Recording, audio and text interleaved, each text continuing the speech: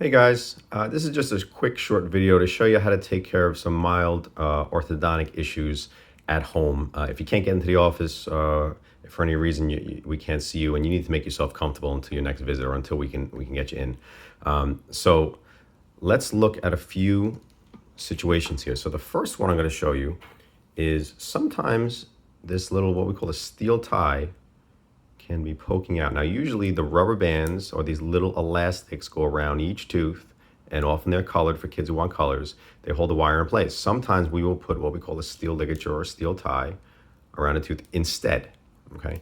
And you can see this little pigtail where we twist it tight. Sometimes it can stick out. And if that gets pulled out of place like that, that'll irritate your lip or cheek. So to me, the easiest way is just take your fingernail and just kind of push it in like that. You can also use the eraser end of a pencil. Okay, that's why I have that in the picture here. And you can just kind of tuck that up and underneath just so it doesn't poke you. You can also stick some of our comfort wax, which every patient gets when they come to the office, on there as well. But I find the easiest way is just to use your fingernail and just kind of tuck it underneath. So now there's nothing there to grab anymore, okay? Another thing we have, and you see I have some wax on here. I was illustrating that for someone else earlier. But if there's a brace that's loose, and it's moving around, okay? So you see here the brace is moving around here. It's not attached to the tooth anymore, okay? You can usually leave that alone. If it doesn't bother you, leave it alone. We'll fix it. It's important to fix it next time you come in, but it's not something that has to be dealt with right away.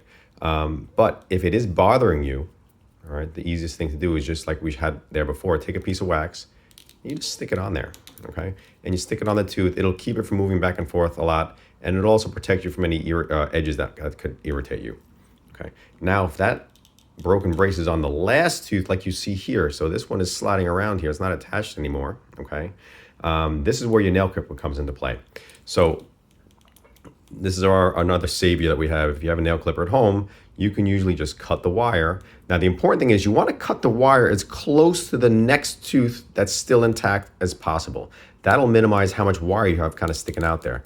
So if we go in here and we just cut this, okay, so you can see I cut that off, okay, and I tried to leave as little wire sticking out as possible. Now, sometimes you can't get that close. There'll be a little piece there. That's when you're going to take another little piece of wax, and you can just stick that on the last brace until we can get it in and get you comfortable, okay?